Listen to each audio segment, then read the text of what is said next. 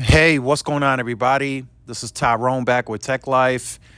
And in this video, I wanted to take you guys back to this article from Bloomberg. This came out last year. T-Mobile in talks to make a big broadband bet with move into fiber. And I wanted to discuss that in today's video. I got some additional tidbits that I wanted to share. I've had some interesting conversations about T-Mobile and them getting into fiber. So I wanted to share that with you guys in today's video. Like I said, I'll leave a link to this article in the description for those of you who may have not seen this article.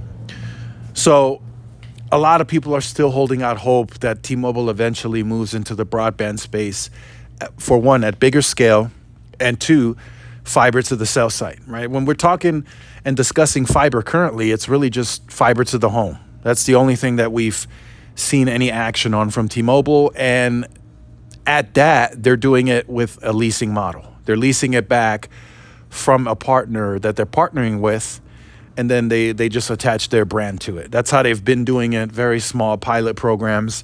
But we've recently heard that they're making a bigger splash into the fiber game. So I wanted to bring some more clarity as to how they may view that. And I'll tell you guys this, it's not going to be by purchasing a company.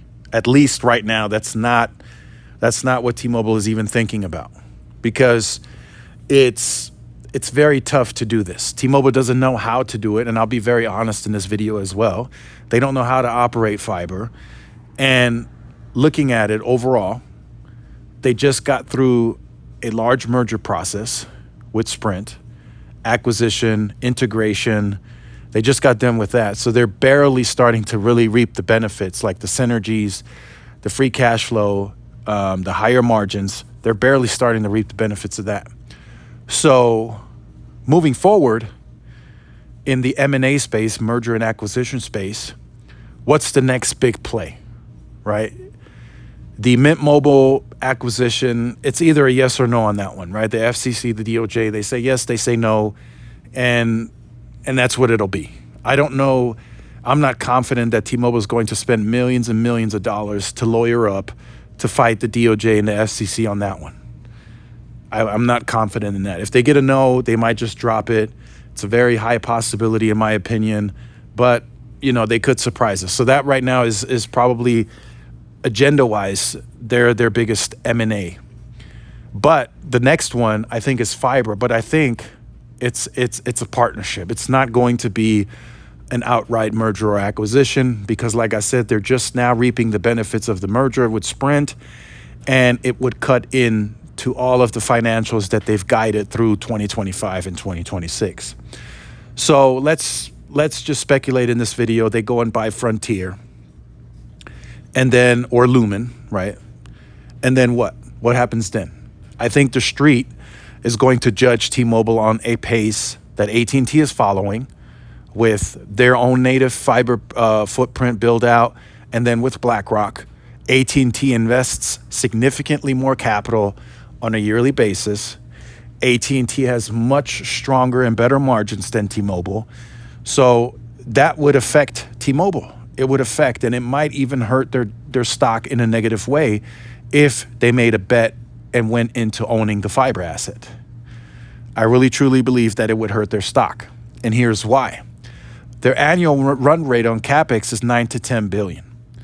There is just no way possible that they can achieve any solid pace by spending that low of a capital. And they keep talking about they're going to do this capital light. The only way you can do this capital light is going through partnerships. So if T-Mobile did purchase a fiber player and they wanted to achieve a solid pace, they would have to up CapEx, 17 to 18 billion perhaps. Then what does that do? They don't have the margins to really back that up. Then it cuts into that massive free cash flow that they've been guiding for the last several years. Now that cash flow goes from 16 to 18. Now it goes down to 9 to 10 because they had to take 7 to 8 billion out to fund this huge capital. Now, long term, that could lead to even more free cash flow and higher margins, but that's still more of an unknown. And T-Mobile has no idea how the market would react to that. So at first, they have to signal to the street that they're going to do this. So the street doesn't like surprises. So first we would need to see that from T-Mobile, like, hey, we are interested. We're looking into buying a fiber player. They would have to flat out tell us that at a conference or one of the earnings calls. The street does not like to be blindsided. They don't like surprises, and the companies understand that well, including T-Mobile. So we would get a signal of them doing that way before that ever happens. So for now, I am very confident that T-Mobile continues these partnerships and they lease the fiber back. I do anticipate them going bigger in 2024. That's what I'm being told. And them to likely strike partnerships with the likes of Lumen, with the likes of Frontier, but only for pure fiber. They don't go into any assets like DSL copper because that's frowned upon by the street, by the market. So they're not going to do that. If they strike any partnership, it's going to be leasing back fiber only. They're not leasing DSL. They're not leasing copper. They can offer fixed wireless access across that footprint. So they're not going to do that. And they can offer a better experience over the fixed wireless access versus DSL in many cases. So I just wanted to share that with you guys. That's how they view it, right? They don't want to buy a player. I gave you guys reasons as to why that just isn't possible today. They don't have the margins to really raise CapEx without cutting free cash flow. And if they cut free cash flow, that would be a huge negative to the stock. So they're just going to lease moving forward. Soon, we'll hear more about that very soon, I'm told. So make sure you guys stay tuned to the channel for more. Let me know your thoughts in the comments. Like, share, subscribe. See y'all in the next one. Peace.